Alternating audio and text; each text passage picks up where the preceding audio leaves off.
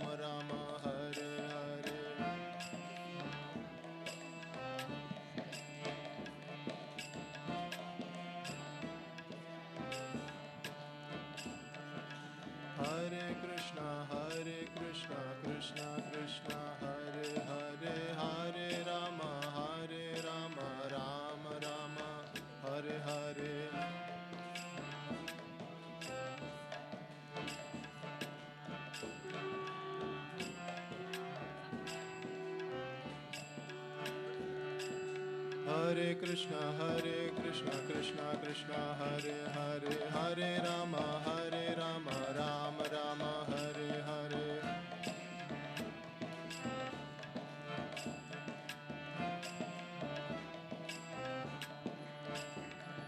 Hare Krishna, Krishna Krishna, Hare Hare, Hare Rama, Rama Rama, Hare Hare.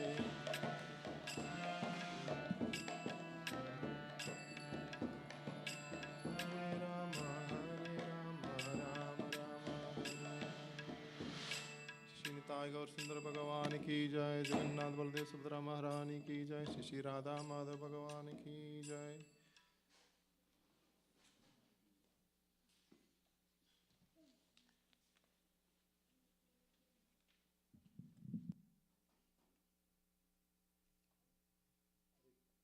Hare Krishna. There's going to be Arati now. We can all stand up for the Arati.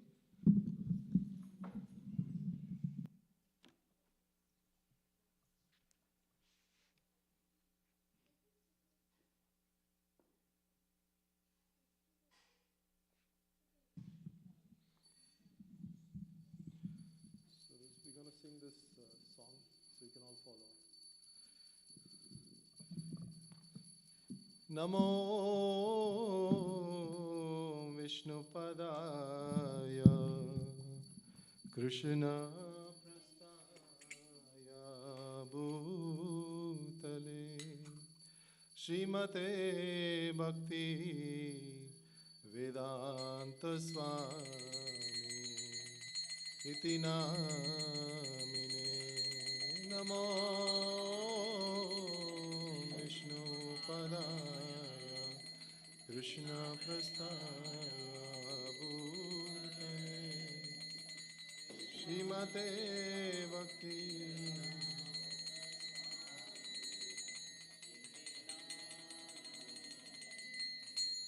Namaste Saraswate Deve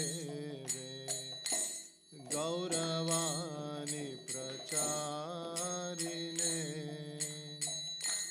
Nirvisesha Shunyavadi Varshatyade Satarine.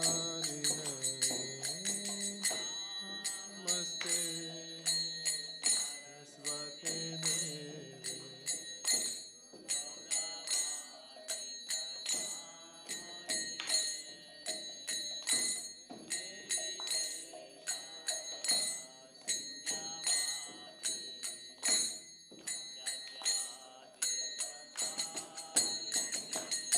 Shiva Jayo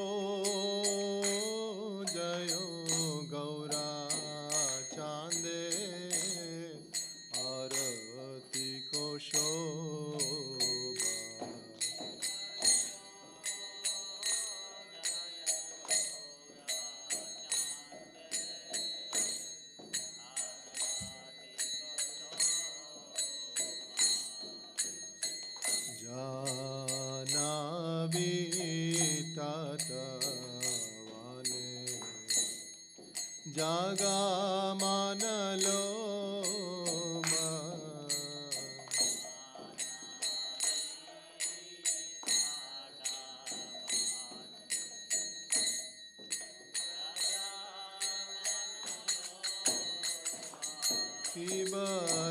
Kibadaki nenetai chan bame gadodara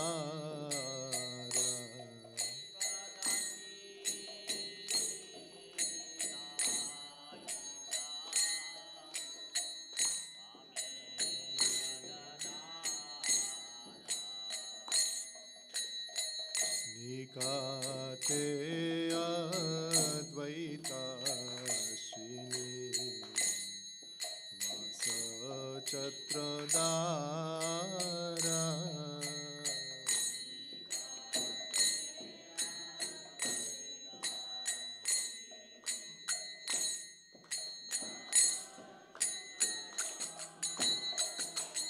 Kiva Bushi Ache Gaura Chan Ratna Simha Sane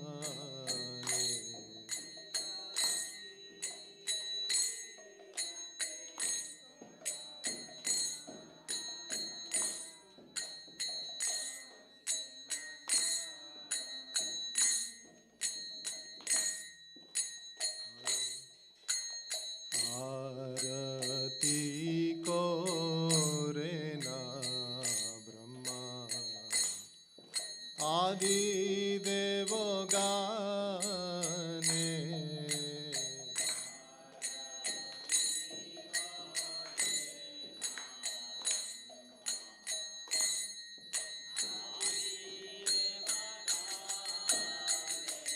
Kibo Narahari Adi Kori Chamaradulaya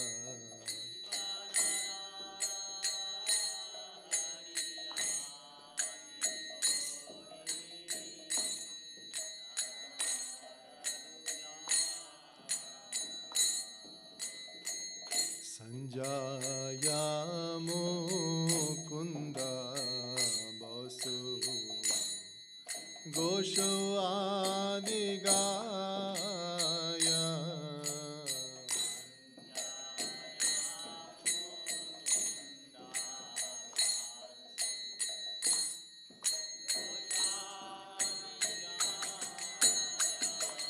Kibo Sanka Baje Ganta Baje Baje Karotala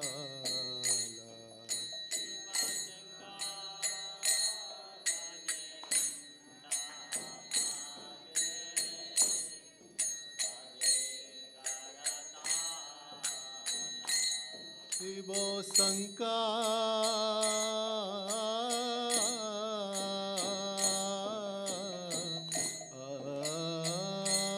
Baje Ganta Baje Baje Karotala Kibo Sanka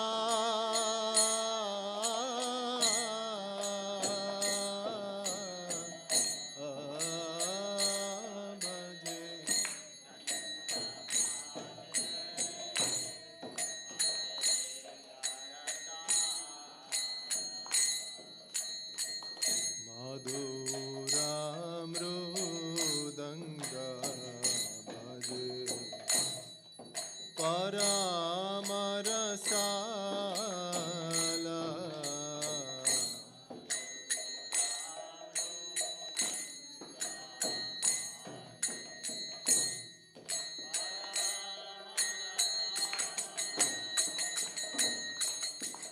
Sanka Baje Ganta Baje Madur Madur Madura Baje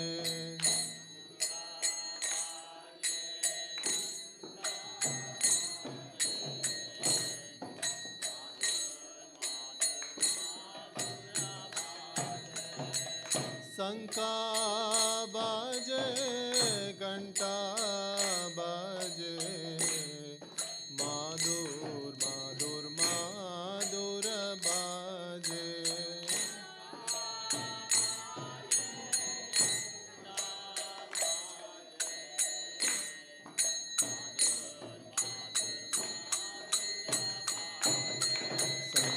बाजे घंटा बाजे माधुर माधुर माधुर बाजे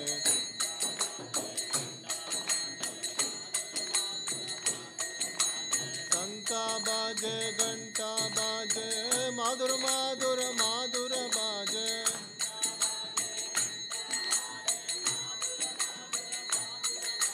शंका बाजे घंटा बाजे माधुर माधुर माधुर बाजे निताई गौर हरि बोल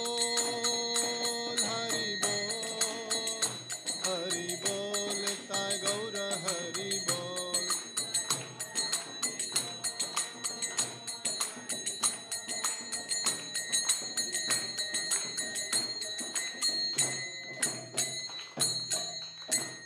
किब बहु कोटि चंद्राजिनी वदन उज्ज्वला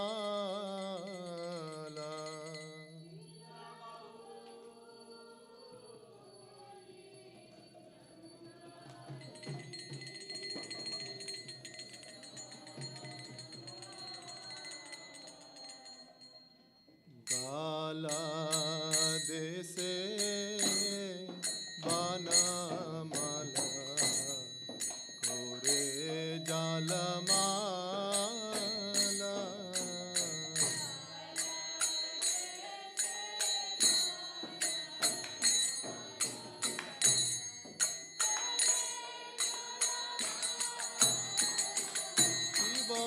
शिवा सुकाना राधा प्रेमे गदगा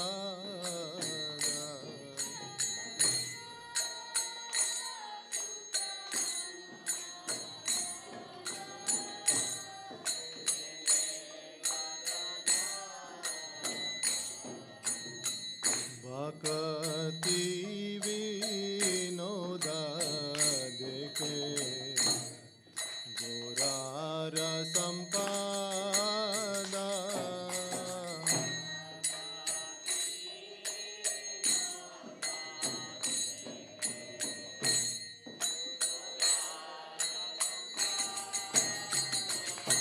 जयो श्री कृष्ण चैतन्या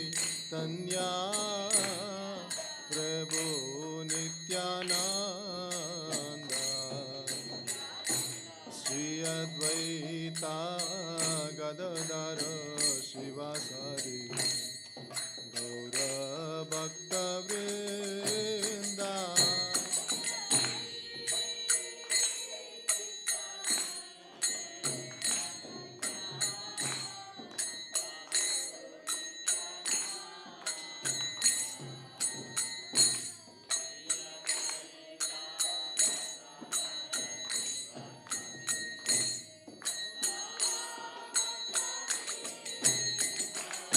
जयो श्री कृष्ण चैतन्या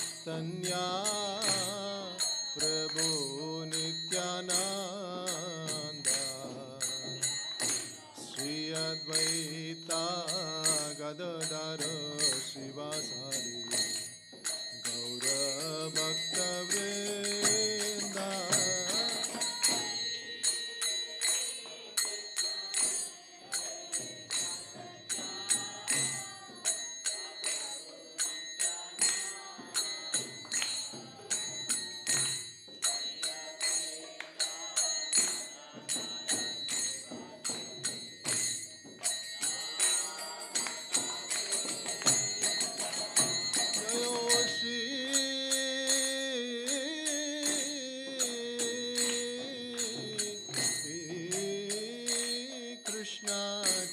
चैतन्या प्रभु Nityanand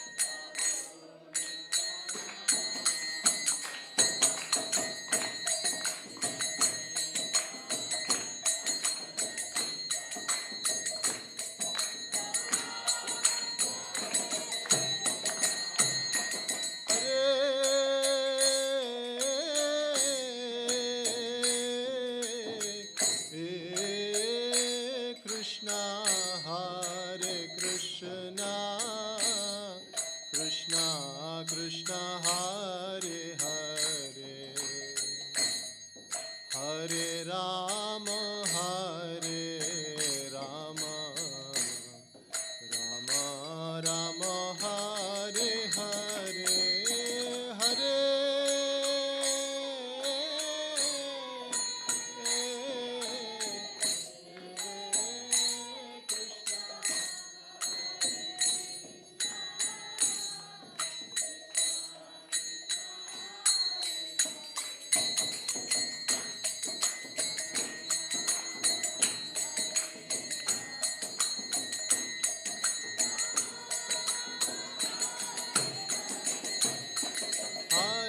Krishna, Krishna Krishna, Hare Hare, Hare Rama, Hare Rama, Rama Rama, Hare Hare.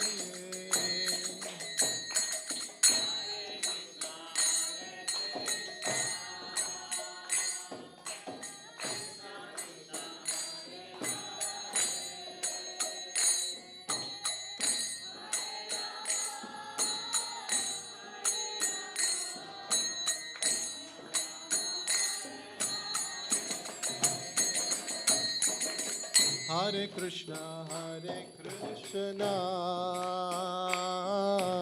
Krishna Krishna, Hare Hare, Hare Rama, Hare Rama, Rama Rama, Hare Hare.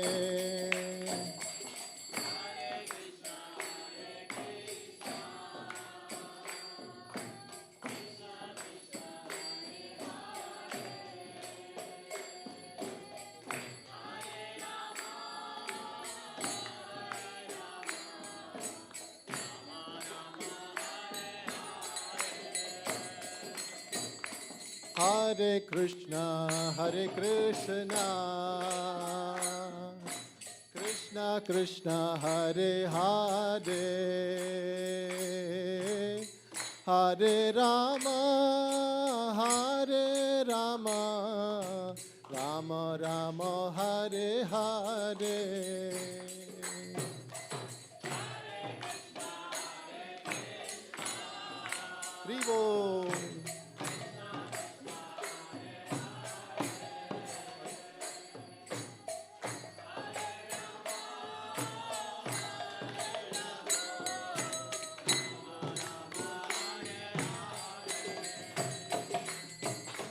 Hare Krishna, Krishna Krishna, Hare Hare, Hare Rama, Hare Rama, Rama Rama, Hare Hare.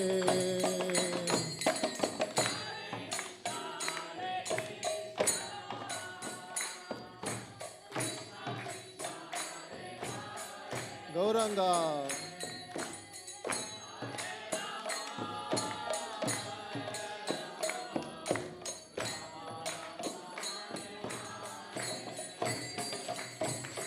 Hare Krishna, Krishna Krishna, Hare Hare, Hare Rama, Hare Rama, Rama Rama, Hare Hare.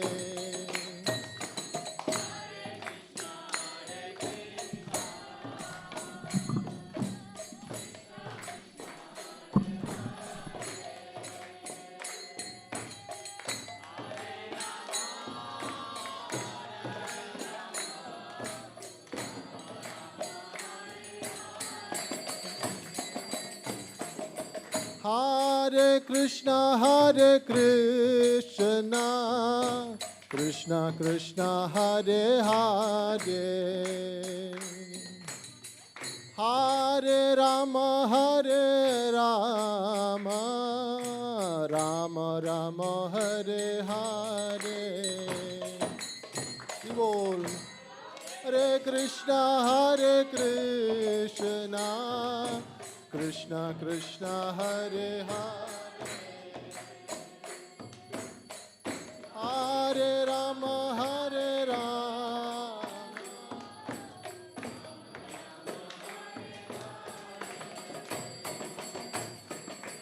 Hare Krishna, Krishna Krishna, Hare Hare, Hare Rama, Rama Rama, Hare Hare.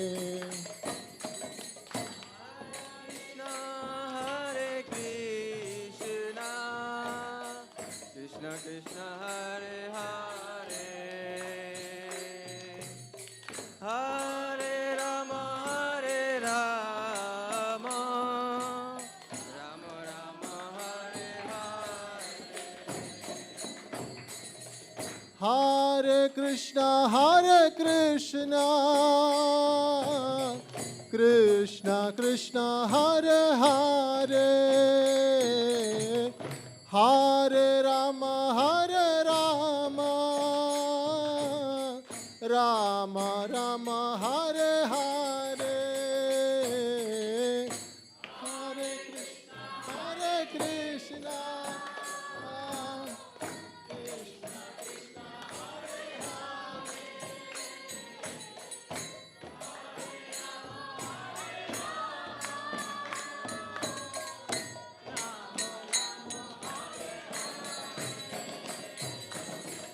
Hare Krishna, Hare Krishna, Krishna Krishna, Hare Hare, Hare Rama, Rama Rama, Hare Hare.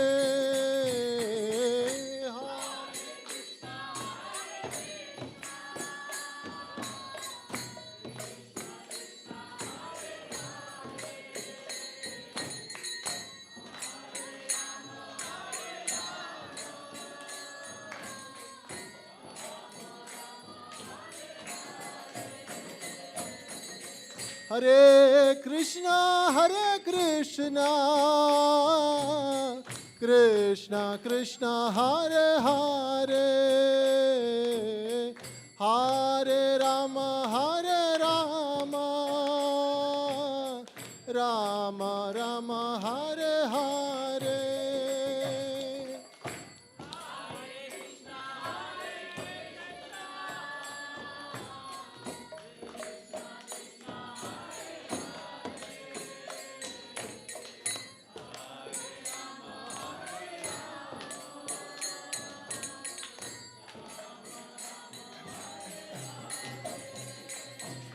Hare Krishna, Krishna Krishna, Hare Hare, Hare Rama, Rama Rama, Hare Hare.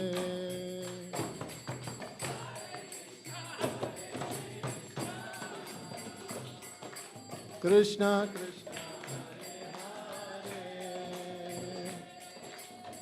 Hare Rama, Hare Rama.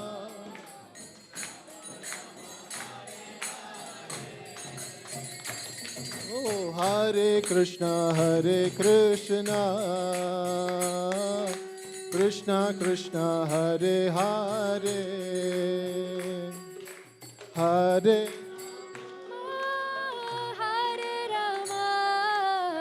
Rama Rama, Hare Hare.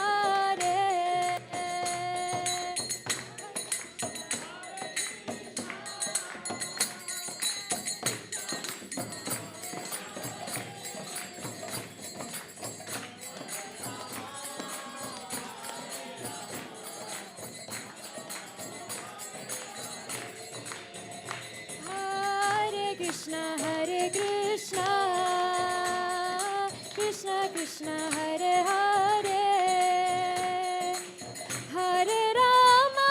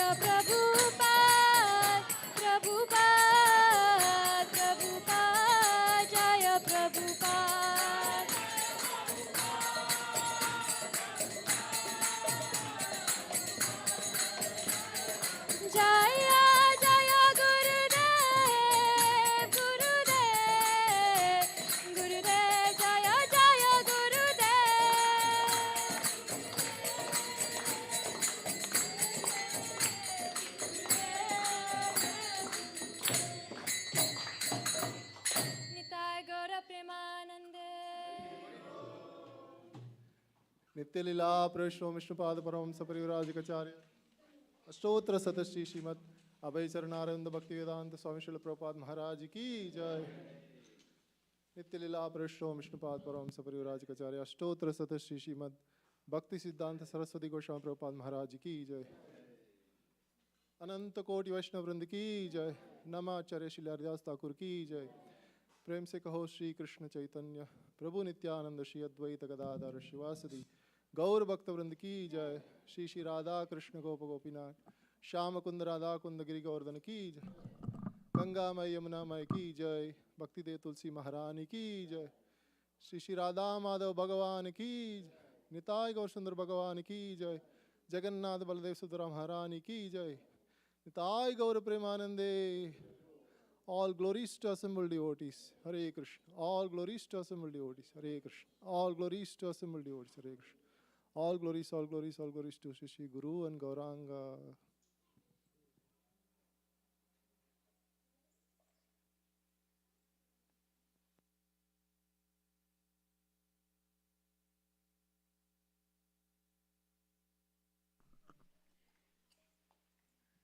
Namaste Narasinghaya.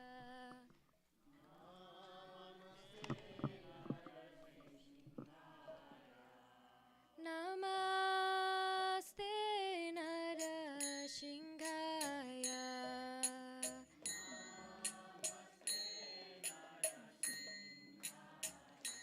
Praladalagadayine.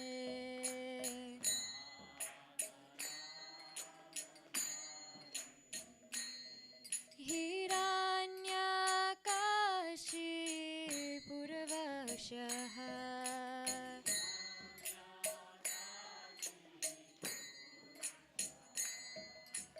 Shilatankanakalaye.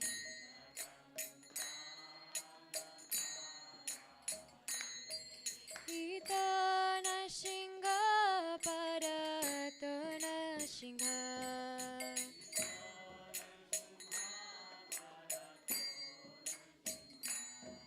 Yato yato yami tatanasingha.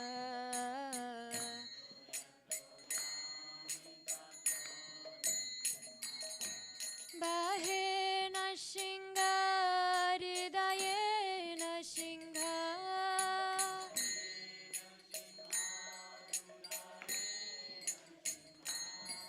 Bahena singha hridayena singha.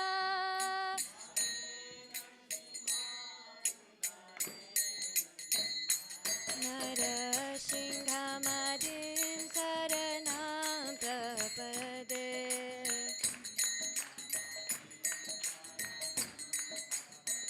Narasinghamadin saranam prapade.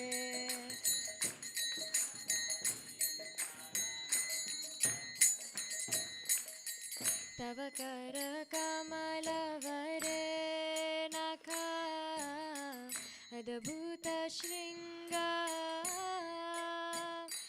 Dalita hiranyakashipu tanubhringa. Keshavadrita narahari rupa jai jagadisha hare. Jai jagadisha hare. Jai jagadisha hare. Tava kara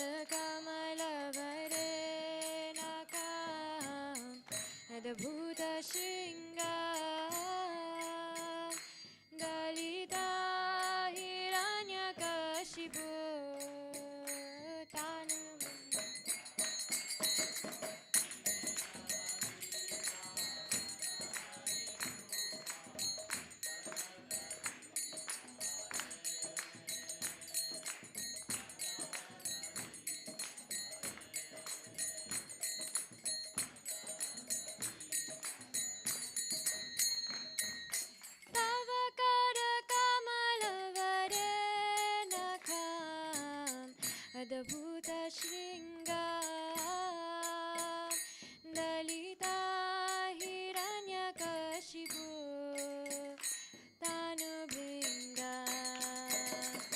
केशवधृता नरहरिरूपा जय जगदीश हरे जय जगदीश हरे जय जगदीश हरे तव कर कमल वरेणकाम् अद्भुत शृङ्गार हिरण्यकशिपु तानुभृङ्गा केशवधृता नरहरिरूपा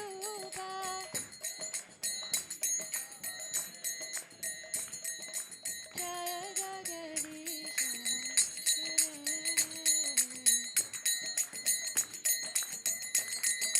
जय नृसिंहदेव जय नृसिंहदेव नृसिंहदेव जय नृसिंहदेव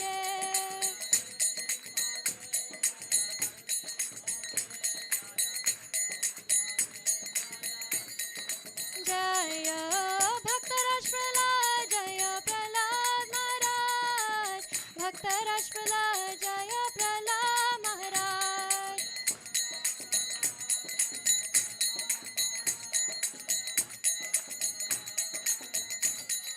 जय प्रभुपद जय प्रभुपद प्रभुपद जय Prabhupad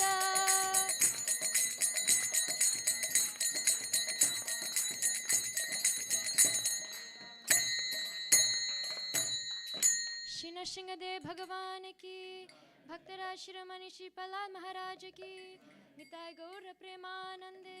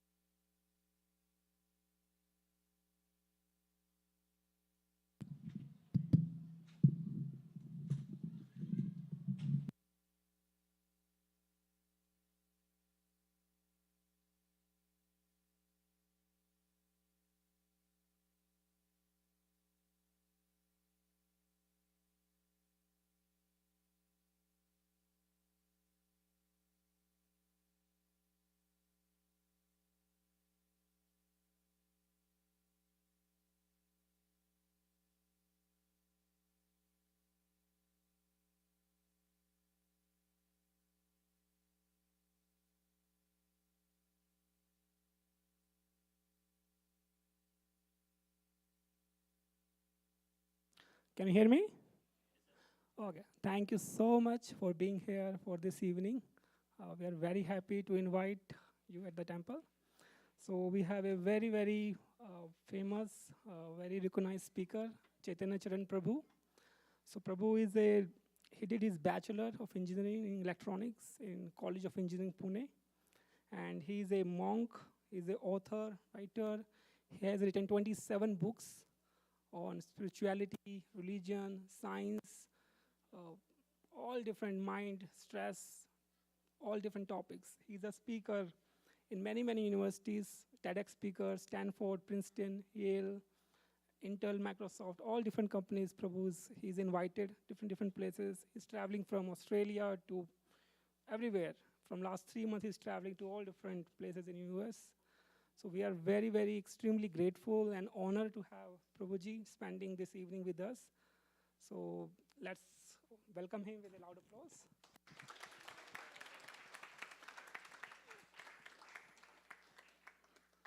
So thank you.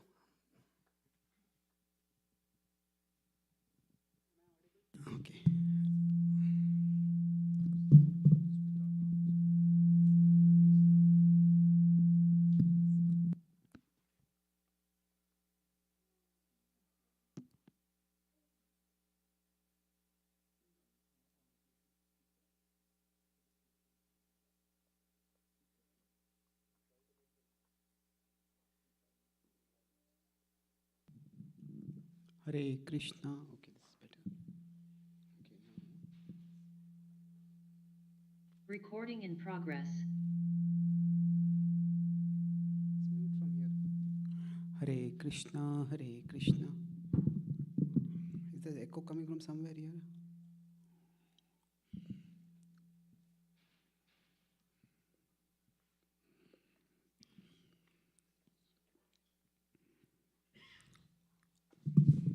Okay, is this better? Am I audible to everyone behind? Thank you. Thank you all for coming today. Let's begin with a simple prayer. This is a prayer. We have to decrease the volume a little bit.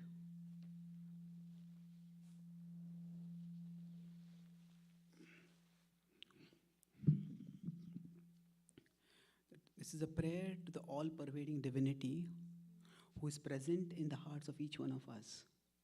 We pray that that divinity guide us with wisdom. You can repeat after me. Om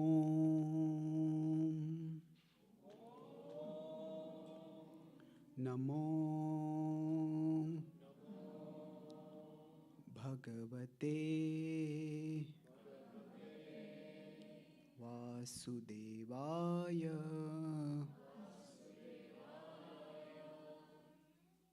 So Vasudevaya refers to the all-pervading divinity. So may that divinity guide us on the path of wisdom. Thank you very much for coming today. And we're discussing the topic of focus in an age of distraction. Broadly, there are two kinds of people in the world. Some people are wise and some are otherwise.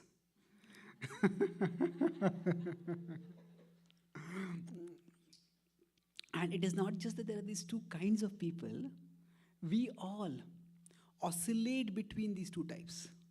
Sometimes we are wise, especially when we are giving advice to others. We are amazed at what jewels of wisdom come out of our mouth.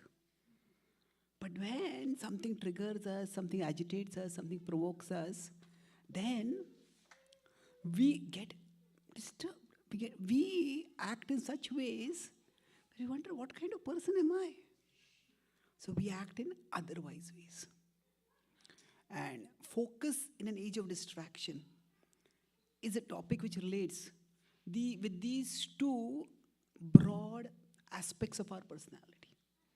If we can focus, each one of us is capable of doing valuable things, even wonderful things. I think a slight decrease in the volume.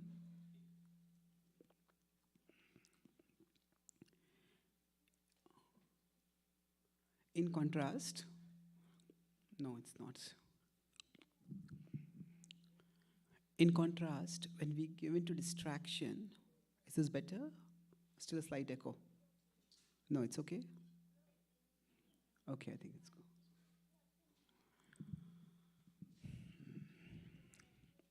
Okay, if the audio is poor, please don't be humble in saying so. Please tell candidly, because all of you are investing your valuable time to come here. And we would like at least the discussion to be intelligible. So when we get distracted, we end up acting in otherwise ways. So let's look at what causes distraction and how we can cultivate focus. So I'll be talking in three broad terms today. First is that why distraction is worse in today's world. And second is why willpower is necessary but not sufficient.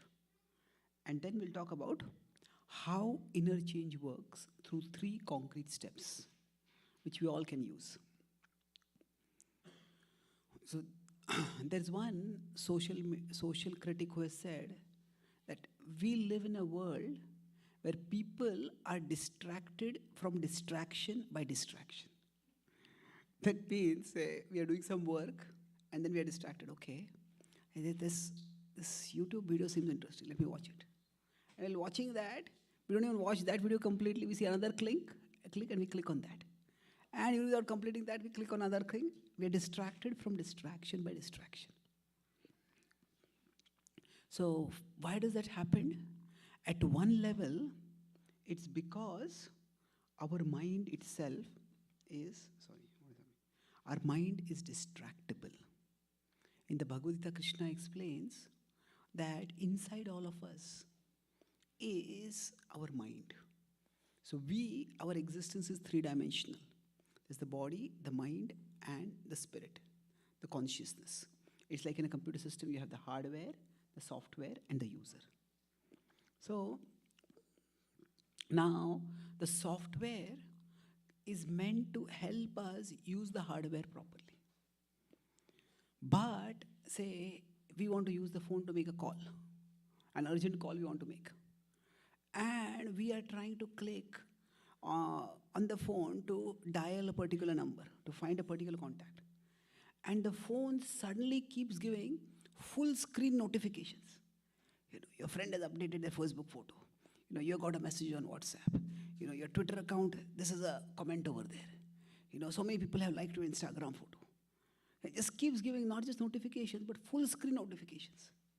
We are trying to click to make the call, but we're just not able to make the call because of the phone giving so many notifications.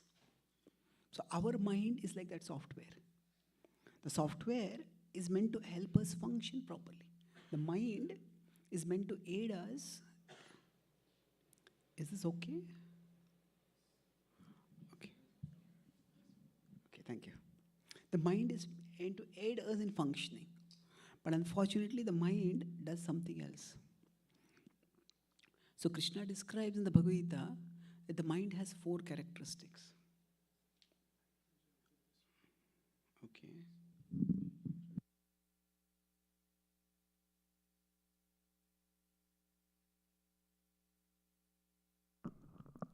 Hare Krishna. Is this better? Oh, okay. Yes, it is. You don't have to torture yourself to hear now. Okay. So the Gita describes the mind has 4 characteristics which make it distractible. The first is, it is chanchala, it is restless. Like a child, we try to focus on one thing, you tell the child, okay, sit down and study over here. And 10 minutes later, the mother comes back, hey, why is the child gone? Child is disappeared. Child is restless. However, the mind is not just restless, it is reasonless. Sometimes you try to reason, okay, you want to watch that YouTube video, you can do it later. Right now, tomorrow is your exam, you study for this exam right now. We can try to reason with the mind, but sometimes the mind just does not listen to reason. Janati dharmam na cha me pravrittim, janati adharmam na cha me nivrittim. Duryodhana is attributed to having said that, I know what is good, but still I don't feel like doing it. I know what is bad, but still I don't feel like giving it up. So the mind can be reasonless.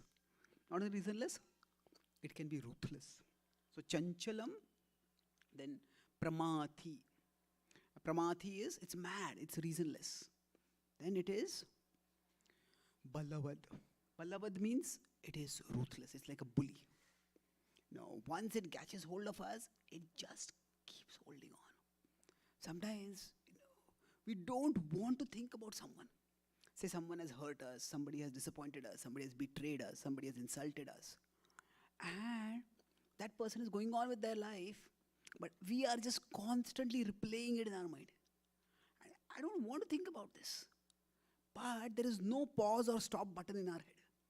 It just keeps going on and on and on. And those thoughts are causing distress to us. But we're just not able to stop them. So the mind is like a bully. Once it catches us, it doesn't let us go. And after that, it is relentless. Relentless means what? Once we get hooked to something, once we get attached to something, we may say, I dealt with this issue now, but after some time, the same craving comes back again. The same anger, the same envy, the same greed, the same distraction keeps coming again and again and again. And that's why it's relentless. It's like a wave in the ocean. One wave comes, we try to steady ourselves. I won't get swept away by this wave. But after some time, another wave comes. Another wave comes. And in that way, Krishna says this, Drudham, it's obstinate, it's relentless. So we have a mind which is inherently distractible. It just goes from here to there, and often it goes against our will. So it's like we have our phone, but it seems like the phone is controlled by some virus. And sometimes what happens is, if you're on the phone screen, some water has fallen or something like that, then the phone seems to acquire life on its own. And we look up and it has dialed someone already. Hey, I don't want to call you. It's called by mistake. So our mind seems to become like that. It's just thinking up things on its own, and we start doing things. We don't even realize what we are doing. So now, what happens is, on top of that, so our mind is innately distractible. But now we live in a age of what has been called as mass distraction. There are weapons of mass destruction, there are weapons of mass distraction. So what does technology do? It does three things. First is, it provides us so many options. It is, okay, you can click on Twitter, you can click on Instagram, you can use your phone, you can use your iPad, you can use your TV, you can use this, you can use that. So it provides us so many options. So Facebook becomes the shelter for people who can't face books. We're reading books, we get bored. Okay, just put books aside and start going to Facebook. So it provides us so many options for distraction. In the past, if somebody was sitting in a library and studying, if they got bored, they would have to probably walk out of that room to go somewhere to do something else. Here, we can be in a library and everybody else will think we are studying. But on our phone, on our devices, we can be doing something else entirely. So it provides us so many options. And then,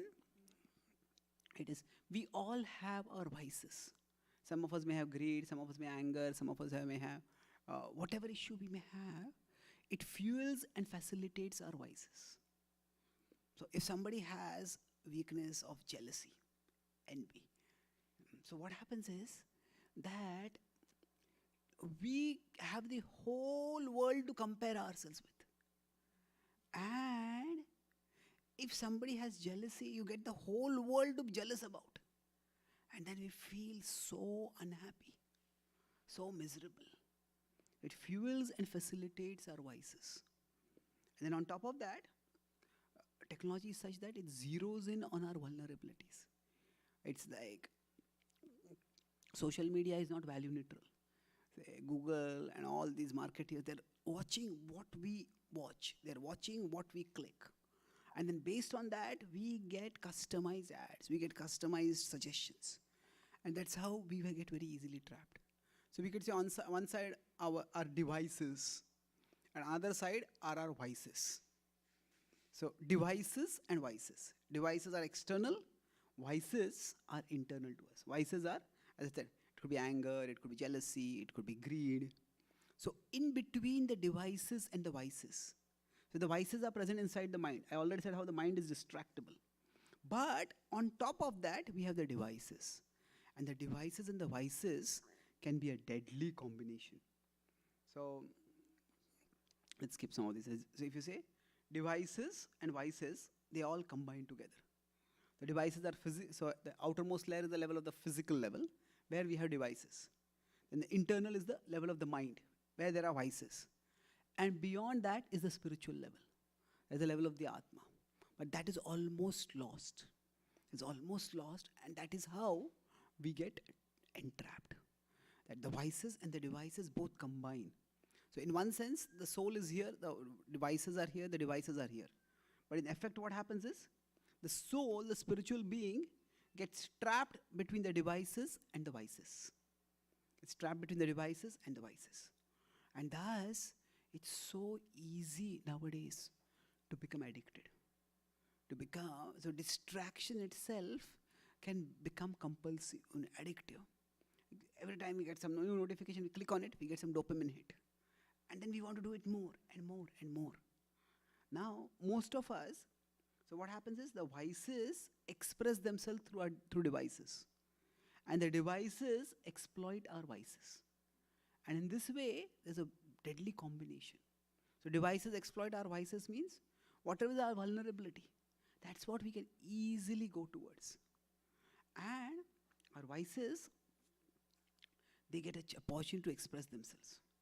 So how do we deal with this? So the second point I was going to discuss is that our willpower is necessary, but it is not sufficient. A few months ago on a newspaper, on the occasion of New Year, I was invited to a TV talk show. And that time, it was on New Year resolutions. So one of the points I did some research and found was that almost 90% of people's New Year resolutions, 90% of New Year resolutions are not new. What happens is we all made the same resolutions in the past. We couldn't somehow stick to them. And next year we want to make the same resolutions. We hope that we'll better stick to them. So what goes wrong? Why is it that we are not able to stick to them? For this, we need to understand how our mind works. So the mind is, as I said, it's like a software. It gets programmed and reprogrammed like a software. So to deal with the mind, I'll take two examples. How many of you have heard the word inclination? Inclination? Okay. Well, I think those who are not raising their hands, they don't have the inclination to raise their hand, isn't it? I'm sure you must have heard the word. Okay, what does the word inclination mean to you? What does it mean? Tending towards. Okay, there are two meanings, two broad meanings to it. Inclination is to tend towards. Somebody has an inclination for music. What does that mean? They have interest, attraction, liking toward music. Is there any other meaning to inclination? Slope, yes, very good. So for example, this desk has an inclination like this. Now if this particular boundary wall were removed, the laptop would slip away. So inclination refers to a physical slope. And inclination also refers to a mental interest. And both these meanings are actually related. When we say that somebody has an inclination towards something, essentially what happens is, we could say their mind gets a slope toward that thing. Their mind develops a slope toward that thing. So if somebody has an inclination toward music, then that means that if they have nothing to think about, say, if you consider the floor is inclined like this, let's see this over here. So what happens is, if the floor were inclined like this, and some water falls over here, then the water will naturally flow in this direction. We don't have to cause it to flow. It's just naturally going to flow because the floor is inclined. Similarly, when our mind develops an inclination for something, then as soon as our consciousness, our attention, it falls on the mind, it naturally goes in that direction. So if we want to know what our present mind's inclination is, there's a simple test. The test is, what do we think of when we have nothing to think of? What do we think of when we have nothing to think of? Some of us, our thoughts may go towards our relatives, some of our family, some of our parents, some of our may go towards money, our physique, our health, our social status.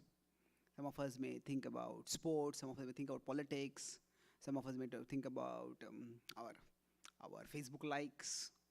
So we all may think of various things, but that is our inclination. So the mind, although it is not a physical thing. There is no physical thing like a mind like this floor. But that does not mean the mind is all amorphous. It is actually a real object.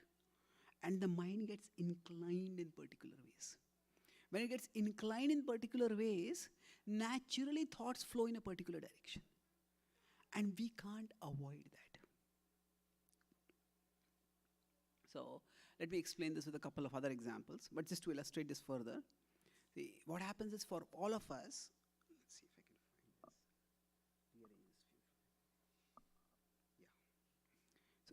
see this? See, you can see at the bottom, below the mind is the self. So every action that we do, it has two results. There is an outer consequence and there is an inner consequence. The inner consequence is that an impression is formed on it. I'll explain what I mean by an impression over here shortly. So once a person was going way above the speed limit, and then the cop pulled him over. Didn't you see the speed limit? He said, I saw the speed limit, I just didn't see you.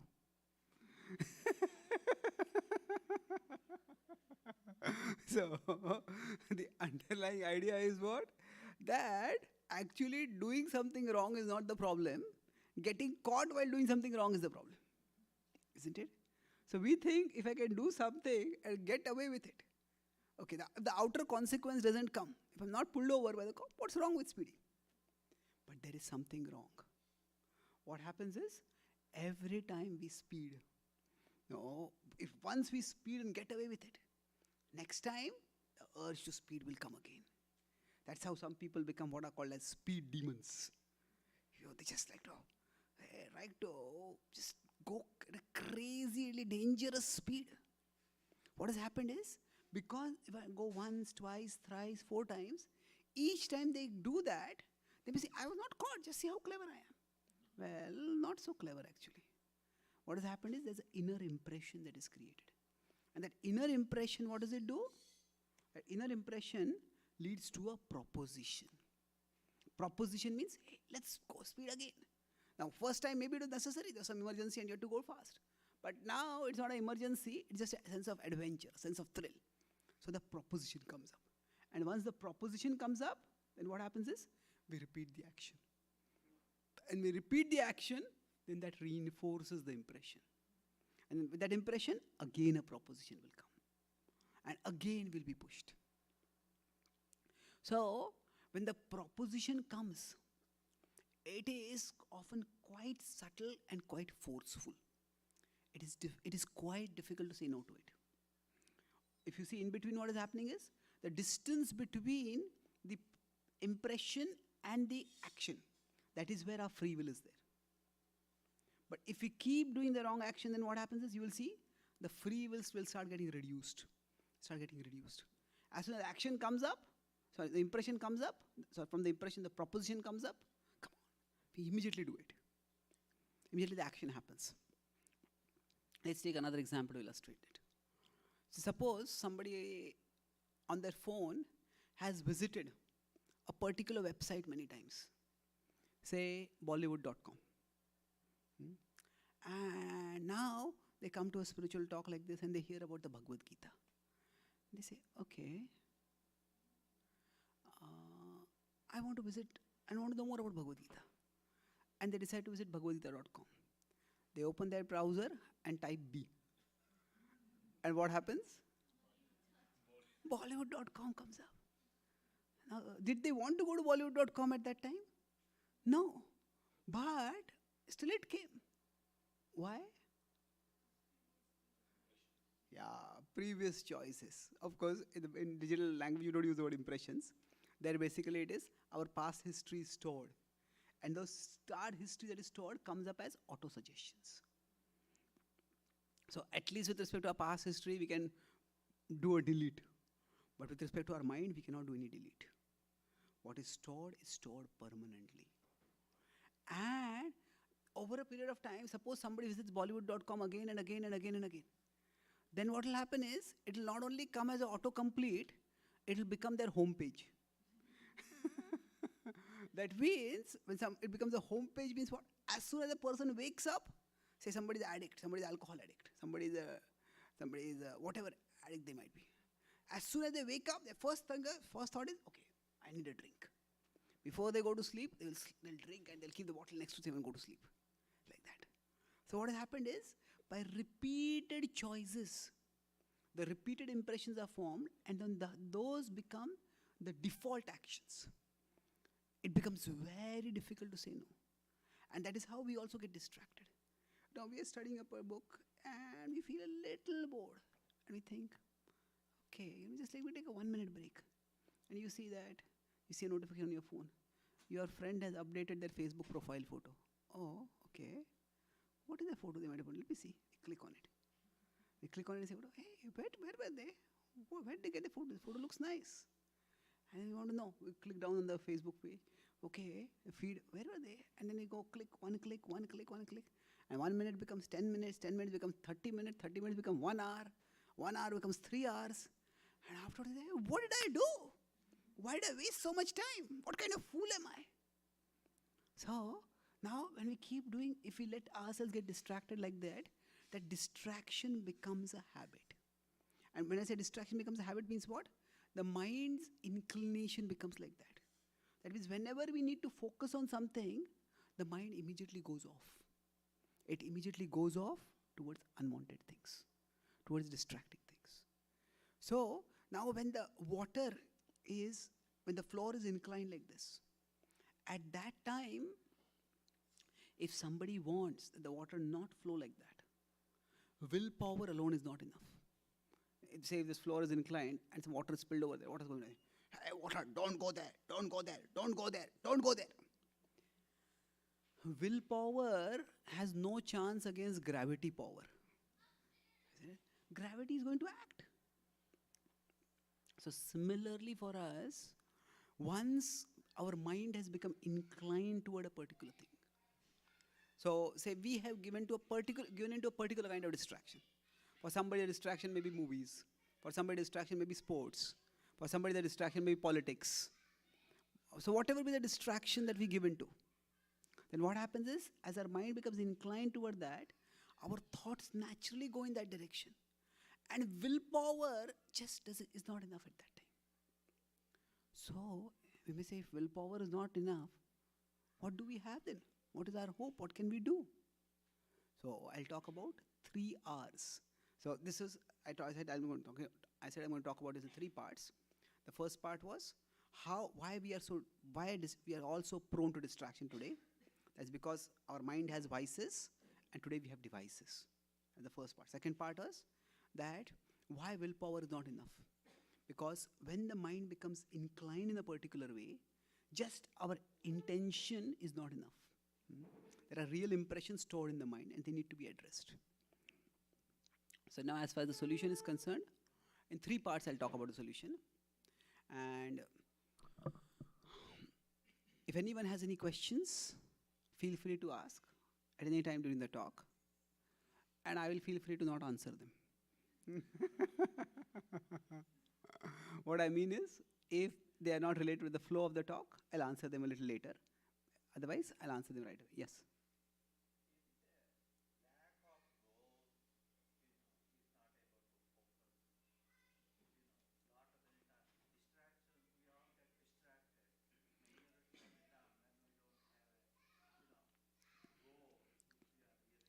We'll talk about it.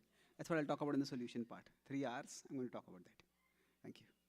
So here, once we understand that distraction is a real problem, it's not just a willpower issue. You say, what is the difference between a real problem and a willpower issue? See, if somebody is coughing, and their coughing is distracting everyone else, and we tell them, don't cough. He says, what do you mean don't cough? He says, I'm sick. Use your willpower, stop coughing. That's not going to work. It's, first of all, it's unhealthy. And on top of that, it's impossible over a period. So at that time, one needs real treatment. Now, of course, you may say willpower is required. You want to take the treatment. If somebody is, say, hooked to taking ice creams and they got a cough, then they need willpower to say, I will say no to ice cream. But the point is, just willpower, raw willpower alone is not enough to control coughing. We need willpower that is intelligently directed, so that we take the medicine and we avoid the things that are causing the coughing. Similarly, for us, if we find ourselves getting distracted, just raw willpower is not very helpful. So how do we direct our willpower properly? That's what we'll talk about 3 parts. The first is, so I'll skip some of the points which I wanted to make. I also want to keep time for question answers. So first is regulation. So regulation means, say, if this floor is inclined like this, and on this side there is some expensive electronic equipment, and the water is flowing in this direction, and I don't want water to flow in this direction. Water don't flow, that's not going to work. So what do I do is, create some kind of perimeter wall, create some kind of boundary, and that boundary will prevent the water from reaching or damaging the electronic equipment. Similarly, we all need to create boundaries for ourselves. Regulation is vital. Regulation can be different for different people. I may decide that, okay, if it's my device which distracts me, I'll keep my device away for some time. Or if it's not, I need the device because I have to connect with people or whatever, okay. Then there are certain apps which distract me. Then use some aid. Maybe use some regulation app, use some self-control app or something like that to disconnect yourself from access to that. This is external, but at the same time it's valuable. Suppose somebody is an alcoholic and they want to give up alcohol. And now they may say, I'm not going to drink alcohol. And that resolution is good. But suppose their home is right above a bar. Then what is going to happen? Well, it's almost impossible. Because what happens, sometimes our urges come, and even before we realize what's happening, that urges come and we have gone and we have eaten. That person may have consumed the alcohol. So we all need regulation. Regulation basically means create barriers between us and the objects that distract us. Create barriers. If somebody wants, they can cross over the barriers, also they can break down the barriers. That's possible. But this is a useful initial step. It's like, suppose we have perimeter wall. If a flood comes, the flood will destroy the perimeter wall also. But if there's an ordinary flow of water, that will be blocked by the wall. So similarly, for us, when we get distracted, sometimes it's just a casual, it is a little boredom, which can be tolerated. Sometimes just a casual urge. So at that time, if we have some boundary walls, that helps a lot. And the boundary walls we refer to them as not just in terms of, barriers for doing certain activities, but it's also structures for doing certain activities. Krishna says in the Gita, Yukta ahara viharasya. Be regulated in our eating, in our sleeping, in our waking, in our working, in various activities. To the extent we have some structure for our life. Okay, in the morning I do this. In the afternoon I do this. In the evening I do this. When we have a structure to our life, what happens is, even if there is distraction, we won't get distracted for too long. Suppose we have to go to college, or we have to go for a job. And in the morning, we just start looking at news, and we spend 5 minutes, 10 minutes, 15 minutes, 20 minutes. We may want to spend 3 hours, but hey, I have to go to my job now, I have to go to my college. So if we have some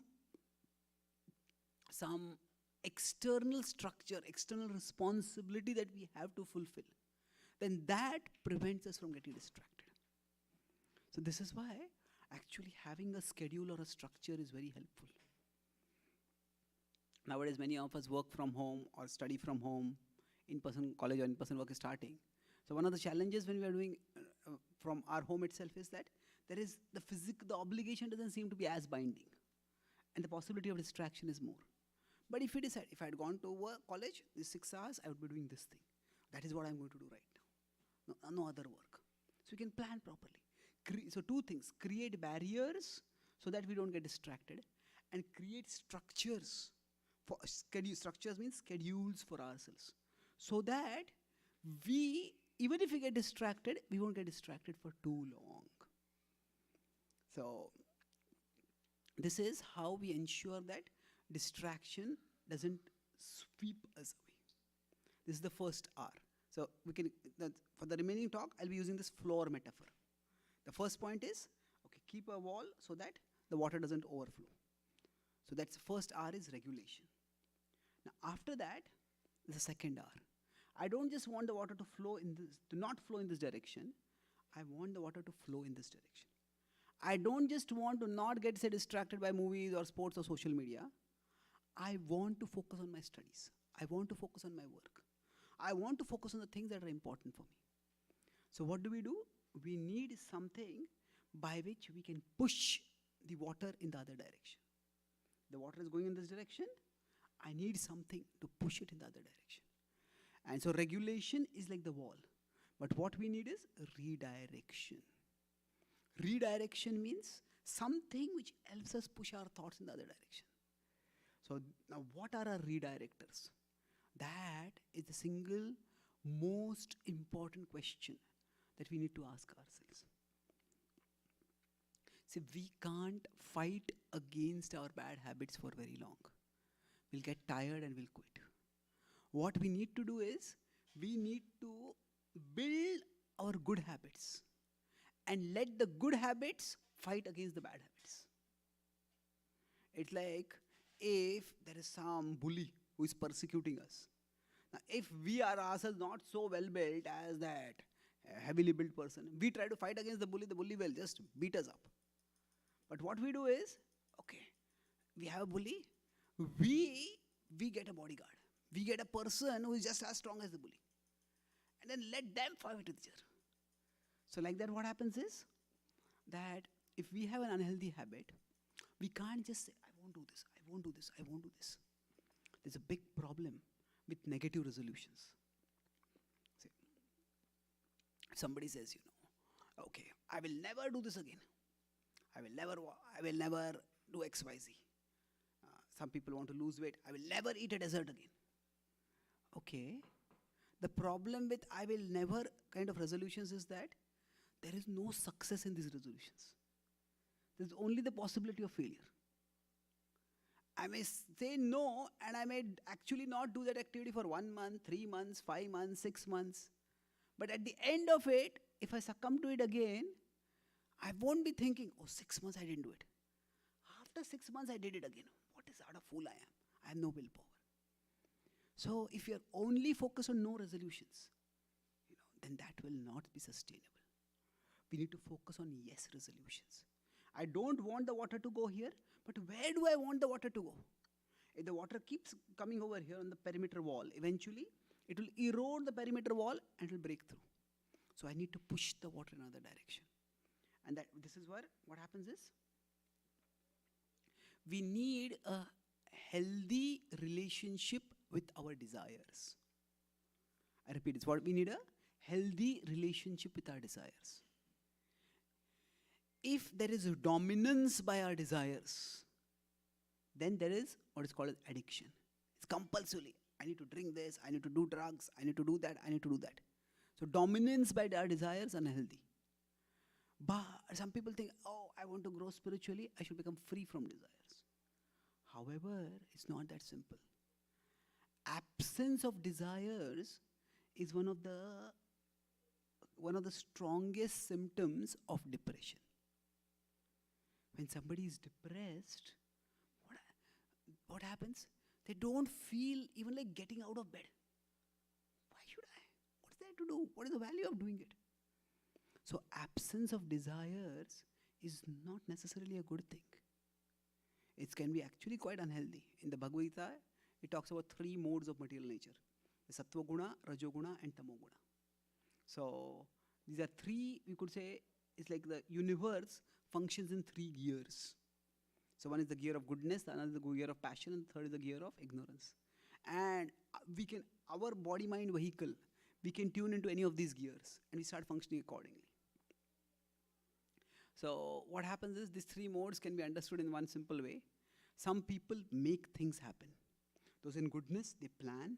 I do this, this is my capacity, this is your capacity. Let's all work together, we'll do it. Some people make things happen. Some people watch things happen. They try to do one thing, but while doing one thing, they forget 10 other things. And then they have to make up for those things. And then, hey, this went wrong, that went wrong. What happened? I tried to do this and so many things have gone wrong. Some people make things happen. Some people watch things happen. And some people wonder what happened. They're just so lost in their head, they're not even aware what is going on all around them. Now, sometimes this happens to us, that we are hearing a talk, and while we may be physically sitting for a talk, our mind goes for a walk. There's a talk and there's a walk. And we go for a walk, and then suddenly there's a joke in the class. Usually our mind comes, hey, what's the joke? Tell me, I don't want to miss the joke. And we look around. And if there's a joke, the most frustrating thing about a joke is if everybody understands the joke and we don't. It's very annoying. Hey, what am I missing? Why am I missing it? So the mind in ignorance is like that. So what happens is absence of desire is a characteristic of tamoguna. Person doesn't feel like doing anything at all. That's not the only characteristic, but it is one characteristic. So what we need is not dominance by desires or absence of desires. We need regulation and redirection of our desires. We need healthy desires. We need healthy desires to counter our unhealthy desires. That's why, this is addressing the point which you mentioned about goal, that rather than worrying about what I am distracted by, we need to work on what we are distracted from. Okay. Why is this thing that I am doing important for me? How can I strengthen my desire? How can I strengthen my healthy desires? So if I'm going to study, what is the value of studying? How is it going to help me? If I'm working, how is it going to help me? So we need to strengthen our healthy desires. If we sit down to meditate, if we sit down to chant the holy names, if we come for a spiritual program like this, our mind will wander, but we need our intelligence to remember and remind us, why is this important? How does this matter? And then we'll get the energy to push ourselves in the right direction. So regulated and redirected desire. What does that mean? Regulate means, okay, the water is going in this direction. No, stop. Redirection means let it go in this direction. So how does this happen? Skip this. I'll come back to this a little later. So we want to find out our desires. So we can have various kinds of desires. So there are things, if we want to redirect our desires, how will we redirect them? We have to find, there are two, we visualize two circles. There are things which we like to do and things which are good for us. And find the intersection between those two. Something we feel good doing and something that is good for us. So in Bhagavad Gita, the things that we like to do, they are said to be a part of our swabhava, our innate nature. And there are many things which are good for us. Ultimately, bhakti, spirituality, this is good for us. So we find out something that is at the intersection of the two. In one medieval spiritual text, it is said that this intersection is called the Uddipan. Uddipan is a healthy stimulus. Suppose, say somebody is hooked to politics, or hooked to sports, or hooked to Instagram or Facebook or whatever. And they say, I won't do this, I won't do that, I won't do that. It doesn't work. Okay. It doesn't work for very long. So what do? We find out, okay, what is it that I like to do which is good for me? Maybe we like music and we also like spirituality. So then the intersection of the two would be spiritual music. It could be something like kirtan, bhajan. So then keep that readily accessible. And whenever we get the urge, oh, let me go on the internet, let me do this, let me do that. So at that time, instead of saying no to that, let me go somewhere, but let me go and click and hear some kirtan. Or some of us like some wisdom, like some quotes. So find some wisdom quotes, which are really good quotes, and read those quotes. So we have urge to do something, find something to do that is constructive.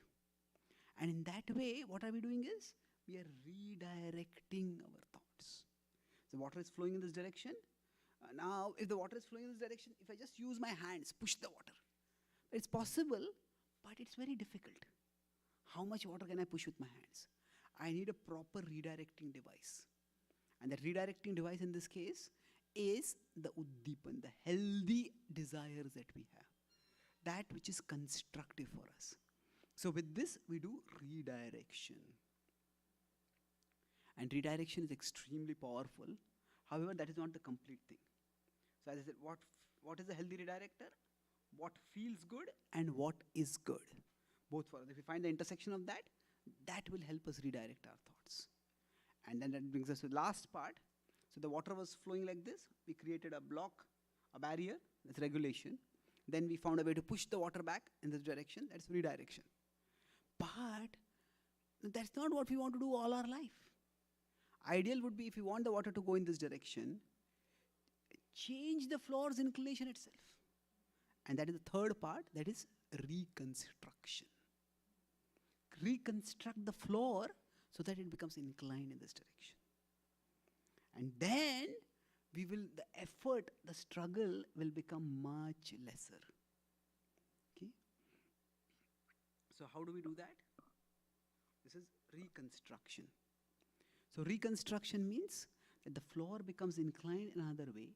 And now if you remember, the mind, it has inclinations like an inner slope. The good thing about the mind is that it is value neutral. It is not moral, it is not immoral, it is amoral. It is amoral. Whatever is impressed on it, that's what it will propose. You know, on Google, if somebody can go to a study site, it will go to a study site as auto-suggestion. If somebody goes on a movie site, it will give the movie site as auto-suggestion. It's value neutral in one sense. So our mind is like that. Whatever is impressed, that is what will be proposed. So I showed this diagram earlier, that repeated impression leads to the reduced free will.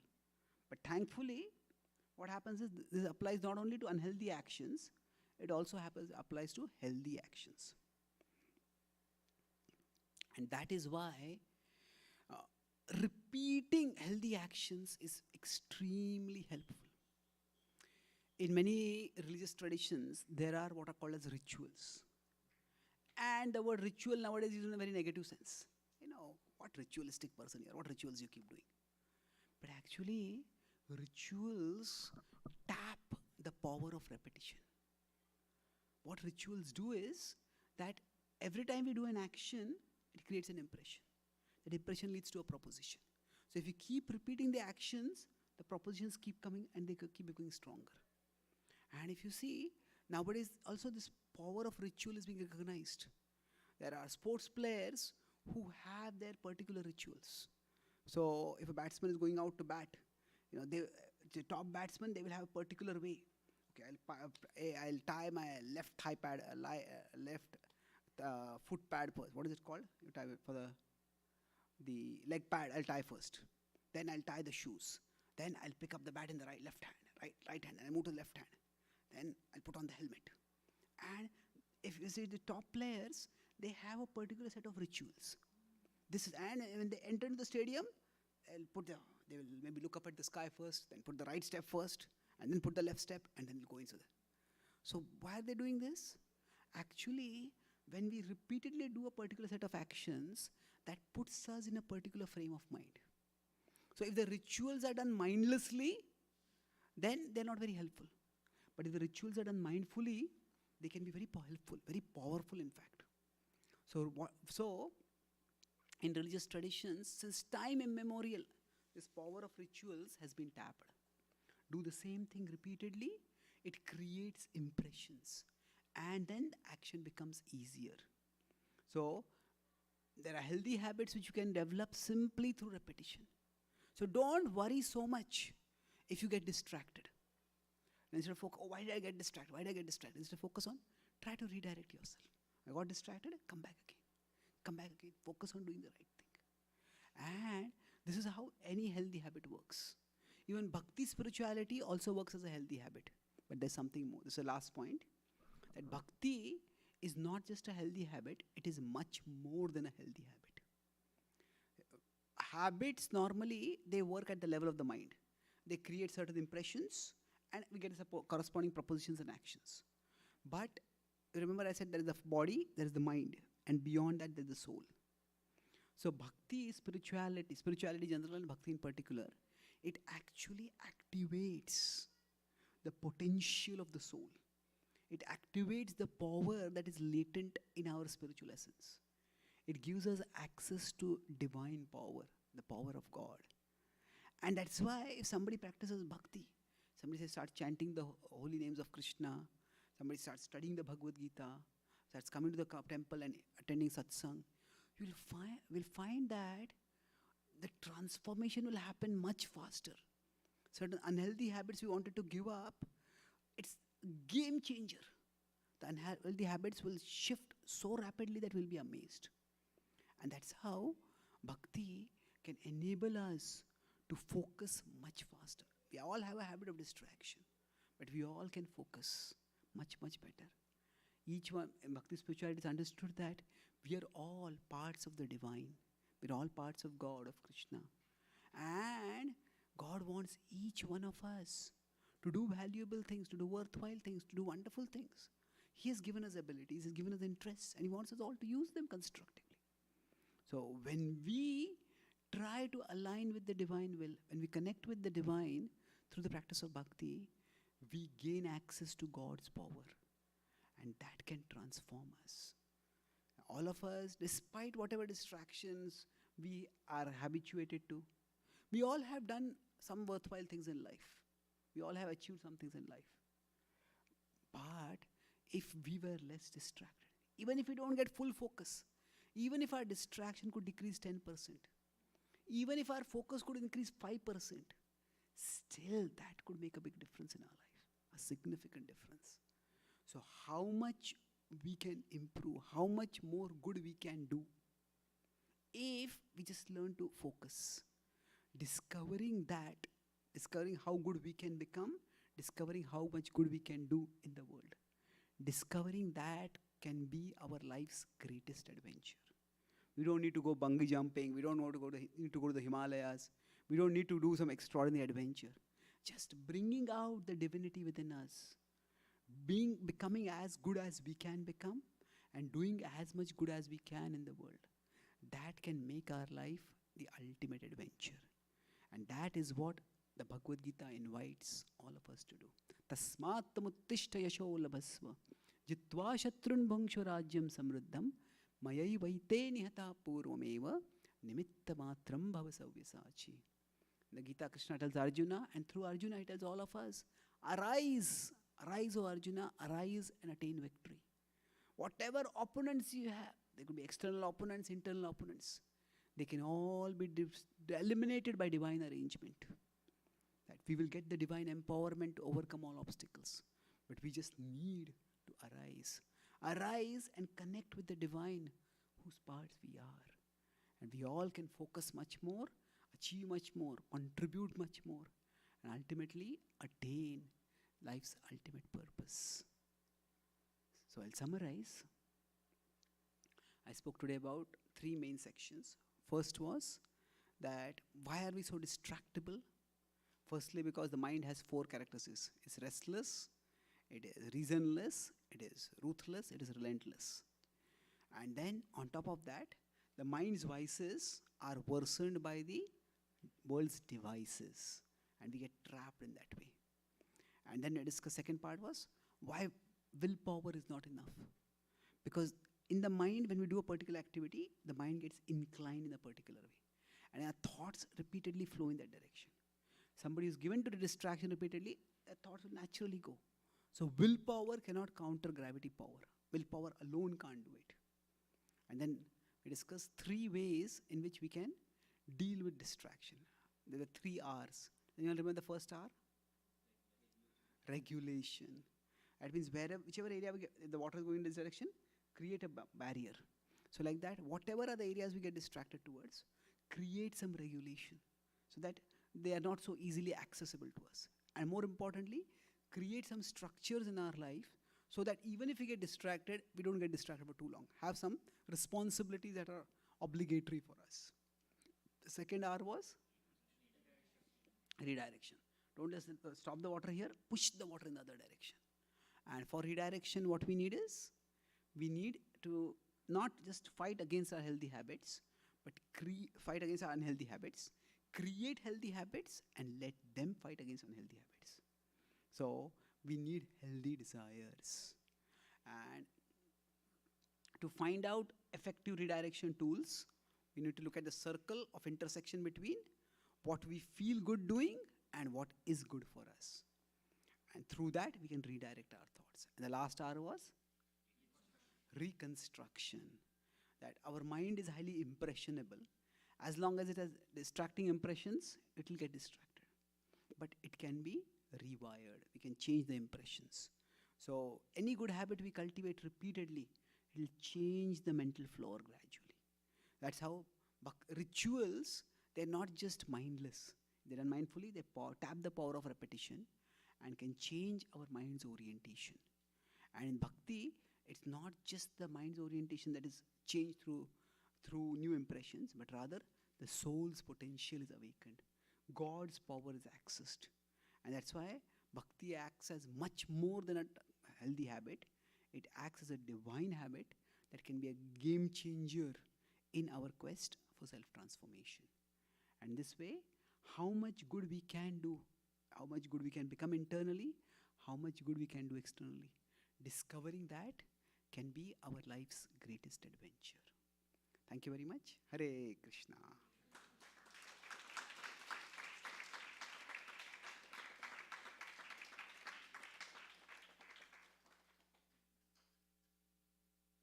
Are there any questions or comments?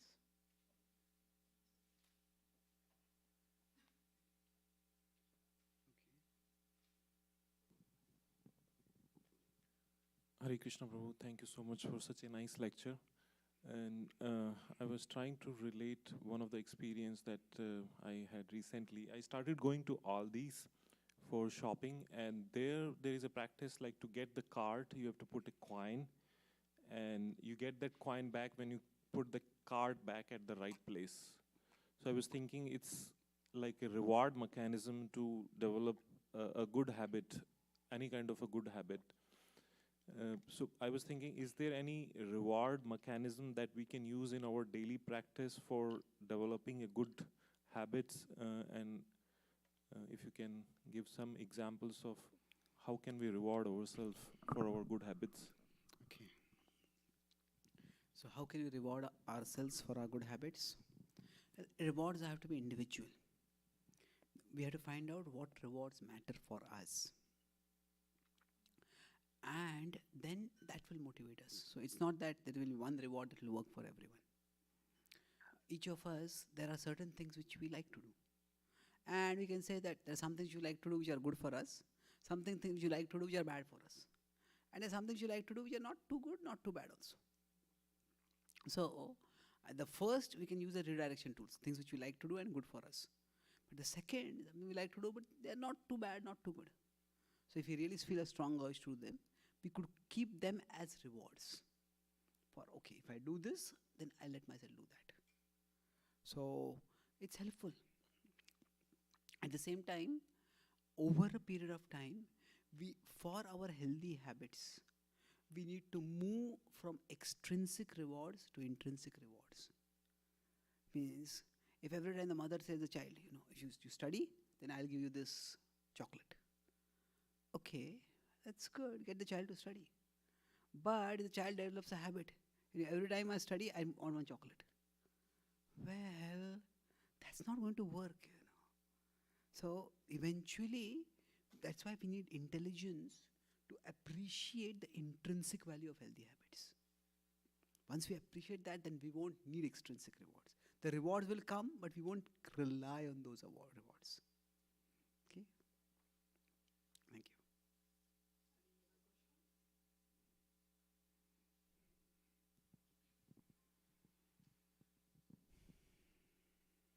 Hare Krishna. Thank you so much for your talk today. I have two questions. They are like subparts. I want to talk about desire. So in Bhagavad Gita, Krishna talks about doing the action and not worry about the fruit of your action, right? Now, is that giving up your desires completely? Or how do you relate that with regulating your desire, like doing your action, but regulating your desire in a way that you're not concerned about the fruit? And the second question that I have is also related to desire. Is the desire for liberation also a desire? And is the dominance of it good? Because if we don't let it dominate, how do you achieve that?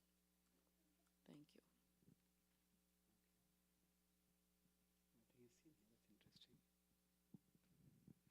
Okay, anyway, thank you for the question. The question is that in Krishna says be detached from the results. So if we are detached from the results, then how do we balance that with regulating our desires? Yeah, there are sometimes the words in Sanskrit, if we translate them into English, sometimes there's misunderstanding. See, there is phala is the word. Now, phala is often translated as results. But, okay, Krishna spoke the Bhagavad Gita to Arjuna. Arjuna heard the Bhagavad Gita. And after that, Arjuna fought the Kurukshetra war. Now, in that war, every day, Arjuna was setting goals. Now, today I'm going to fight against this warrior. Today I'm going to bring down this division. Most famously, on the 14th day, Arjuna set a goal for himself. That the previous day, Jayadrath had caused the death of Arjuna's son Abhimanyu. And Arjuna said that I am going to neutralize Jayadrath by the end of this day. So now at that time, Krishna didn't tell Arjuna, hey Arjuna, you forgot the Bhagavad Gita? I told you don't be attached to results. What's going on? No. So it's not that simple. See, in general, it is psychologically observed and practically also experienced that we all function better when we have a purpose. It's like if you're going to read a book. Okay, I read a book, I may feel interested, I may not feel interested, I may complete it, I may not complete it, I may be attentive, I may not be attentive. But, okay, you have to read this book and give a 10-minute talk based on the book. Oh really? Then I have to read it carefully. See, a purpose immediately brings focus. So when Krishna talks about detachment, it does not mean not caring for the results. There's a difference between setting goals and being attached to results. Goals are set before we do the action, and they enable us to do our best. Whereas results come after we have done the action. And quite often, results are not in our control. That means if a student studies for an exam or gives an interview, well, after they write the paper, after they give the interview, the results are not in their control. At that time, fixating, oh, will I pass the exam? Will I get the job? Will this happen? Will this happen? That's just distraction. That's just useless. So, Krishna is not saying don't set goals. That's not the teaching of the Gita. Krishna is saying don't be attached to the results. There's a difference between the two. Now we may say, if I set a goal, won't I want the result? Yeah, of course, we want the result. But Krishna is telling that you work for something bigger than the immediate results. Let's take a student studies only to get marks in an exam. They study a particular subject. Okay, if somebody is studying physics, just look at the last 5 years' papers, what kind of questions came, just read the answers of those, and go and give the exam, and they pass the exam. They do well, get decent marks also. Well, they may clear the exam. But suppose that same student wants to do PhD in physics, and that is how they have been studying throughout physics, they'll be in big trouble. If they study physics carefully, then eventually when they want to do a PhD there, it'll be much easier for them because they've understood the subject.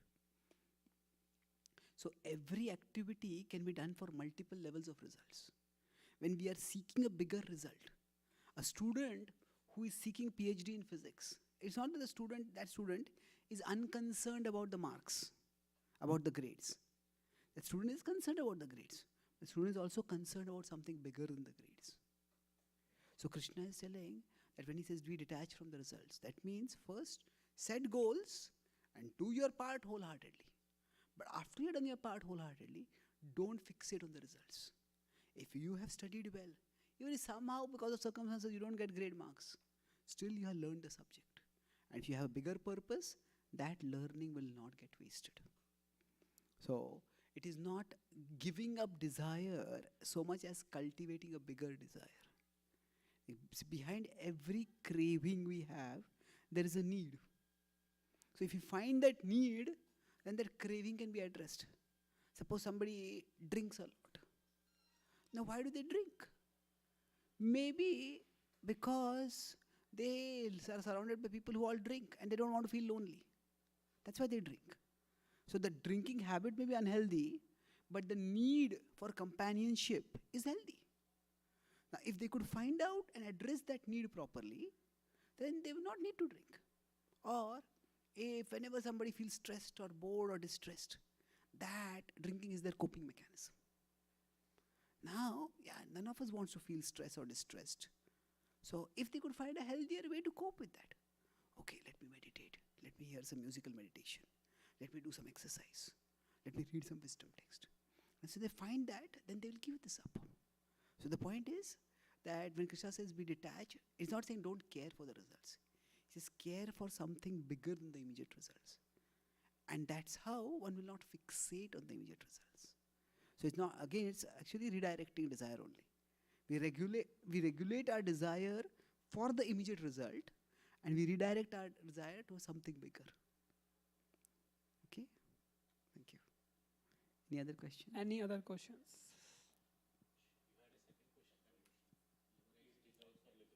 Yeah.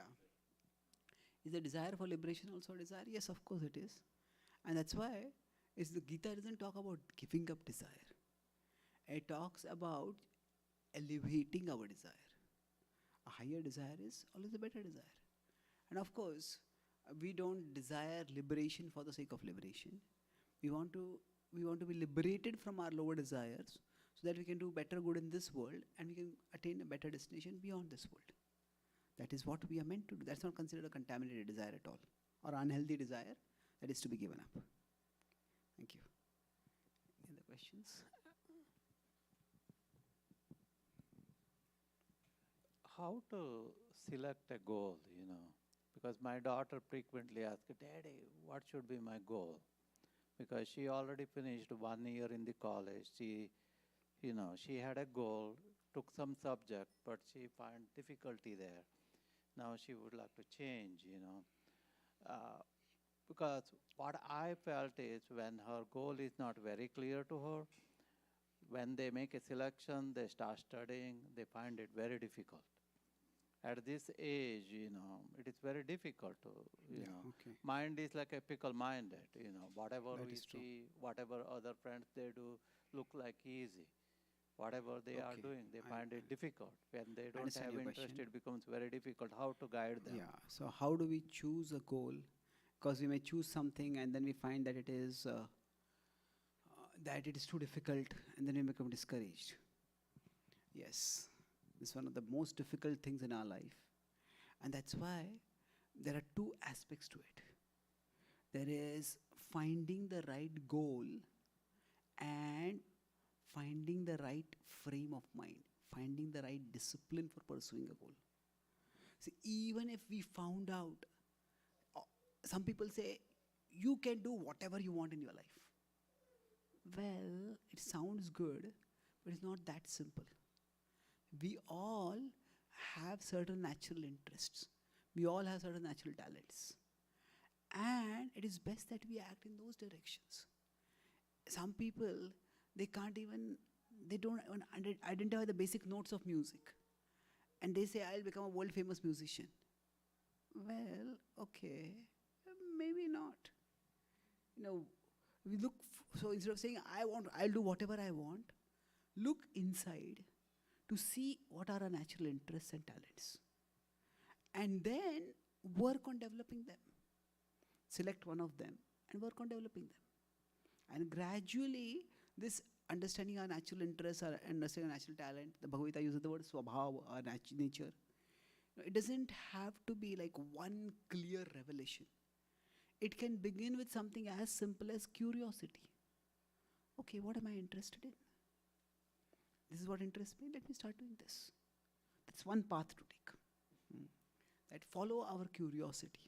And gradually the curiosity can become into an attraction, into a passion, into the mission of our life. Now there's another path to it. That is, so I say that do what you desire or desire what you do. Do what you desire. That means, okay, if you have some strong, healthy desire, like this is what I strongly feel like doing, this is what I'm curious about, then do what you desire. But sometimes life doesn't give us that much choice.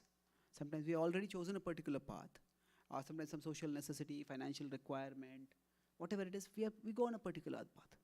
Then at that time, desire what you do. Don't just force yourself to do it, cultivate desire. okay, why is this important? What is the value in this? How can I increase my desire for what I'm doing? If I'm in a job that I don't like, and if that is the only job I have right now, I can't just quit that job. Then instead of simply thinking, I don't like this job, okay, instead of saying I don't like this job, is there something about this job that I like? Okay, I don't like the work, but I like some of the people. Or I like the work environment. I like the fact that I am in this particular area of life, whatever it is. Instead of making it 1-0, is there something I like about it? And strengthen our connection with that based on that. So sometimes, even by doing something that we don't like, what will happen is, we will develop a culture of discipline. And eventually, when we discover what we truly like, what we want to do, that the culture of self-discipline will stand us in great stead. That will help us to focus and achieve. Because, as you rightly said, the mind is so fickle that even if we are doing something we like, we won't like it all the time. And if we give into the fickleness of the mind, we'll quit even in that. Right now I say, I don't like this, so I quit this. But tomorrow, I start doing something which I like. But even the things that I like, there'll be obstacles. And the mind will say, this is too troublesome, and we'll quit. So, therefore, we need to learn to push ourselves even when we don't like certain things. And that way, we can learn discipline. Yattad agre vishamiva pariname amrutopam. Krishna says there are things which taste like poison in the beginning, they will taste like nectar in the end. So, don't change too much. If you have chosen a particular path, stick to it right now. It doesn't have to be a lifelong path. Many people change their career after doing a degree in a particular field or whatever. Just focus on learning. If nothing else I learn from this field, I learn discipline. And I learn about myself. Okay, in this particular area when I work, I like these things. I don't like these things. So we gain self-understanding. And then, so if I have to do something, desire what you do.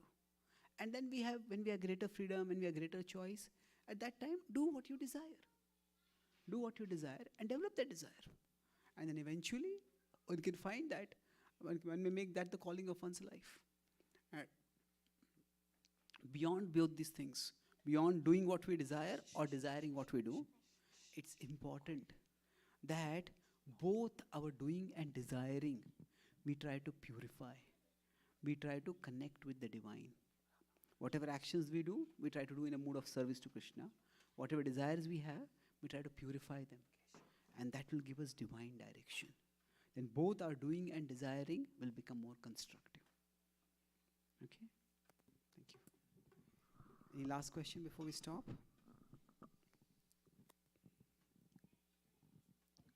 Hare Krishna Prabhu. Thank you so much for the talk. You mentioned about rituals to guide or cultivate good habits. Can you suggest few that can help us?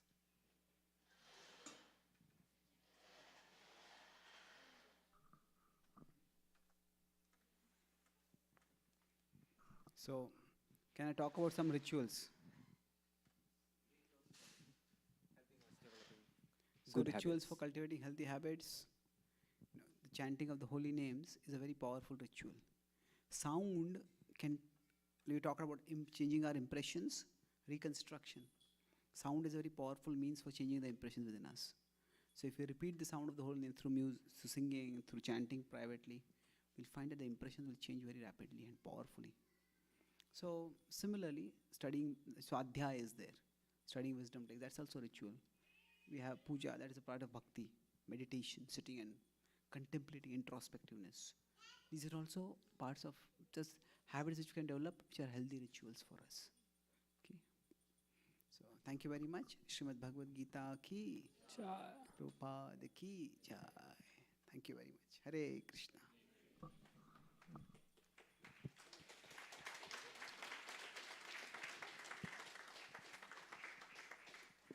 Recording stopped. So thank you so much for being so attentive and asking so many interesting questions. Couple of announcements and then we can have the dinner. So we are starting this like monthly festival or monthly seminar series, especially for student and young professionals. So this is the first series seminar, and we'll have next month again on October 7th, Friday evening, same time, 6:30 p.m. So monthly we will have this series, and the speaker we have for the next month is Radhesham Prabhu. He is an IIT Bombay graduate, and he has coached thousands of youth, including me, and so many of us here. And most of us we are doing very well in our spiritual life as well as our professional life. And he has guided so many. You can just Google about him and know about him. So please mark your calendar, October 7, 2022, and 6:30 p.m., same place. Next slide. Another thing is, many of you have registered your names, contact details on the page, correct? Somebody is remaining? No? Okay, please, Maniprit, please give your name, number, details here. We are having two WhatsApp group. One is for UMBC, one is for John Hopkins. So where we post all the seminar details or any temple festival where you can come. If you need ride, we can help you with that. Anything, when you feel lonely or just want to visit temple, any kind of help, just let us know. We'll try to help you out. So this is the URL. You can directly join tinyurl.com, join UMBC, and join John Hopkins University. Okay? Excellent. Now this is very important. During Janmashtami time, we had almost 150 to 200 students on the temple from UMBC, John Hopkins, UMD, UMB, University of Baltimore, so many places. So this is a very, very nice 6-course seminar named Journey of Self-Discovery. So if anyone wants to understand the mystery of God, mystery of religion, knowing who am I, what is the goal of my life, what is religion all about, what is Bhagavad Gita all about, why there are so many religions, why there are so many gods if God is one. So we might have different, questions in our mind and frame. So this is the course. I would strongly encourage you to register for this course. It's free. We are starting from Saturday, September 10, 2022 onwards. Can you play the video, Vivek Prabhu? We are done in next 1 minute, pretty much. Sound.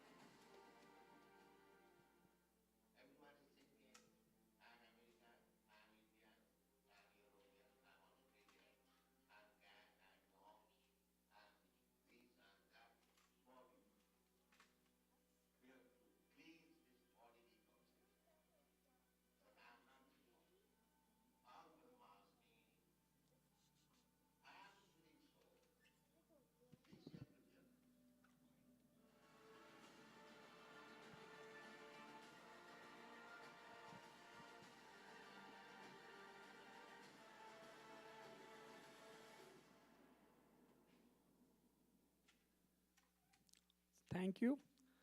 So if you really want to understand spirituality in a scientific manner, or which makes sense, not just a ritual, this is the course. I took it 15 years before when I was doing my undergrad in India, and I immensely benefited from that course. I cultivated so many good habits in my life, did very well professionally and spiritually, everything. So I would strongly encourage you to take this course. It's free, it's over the Zoom. You can just hear it up, ask as many questions as you like, and you'll get to hear many scientists, doctors who are working in different firms. You get to hear from them. So I strongly request, your mind may say, right, no, no, no, this is not going to help me, benefit me. Please, I'm telling with experience, spend your time. Give your time to this 6 session, 6 hour or 7 hour. And then you decide, I wanted to do something or not. It will tell you how to include spirituality in your professional life, in your student life, and how to not get distracted from the so many attractive allurements of this world, which can distract us from our studies, from our job, from our focus. It can really, really help you in your own life. So I'll strongly recommend that. Please give your contacts to Manpreet, and we can send you the information starting from September 10. Okay? And the last slide is today's happened to be Teachers' Day. Do you guys remember? Anybody wishes to your teachers? Anybody sent emails? No? Yes?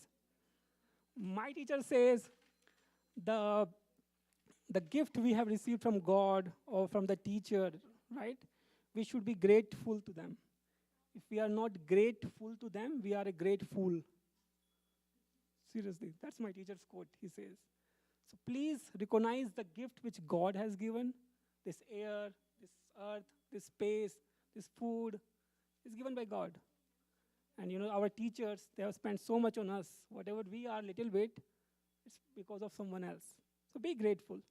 Express your gratitude to God, to your teachers, to your parents. It's a very good day. Thank you so much for your participation.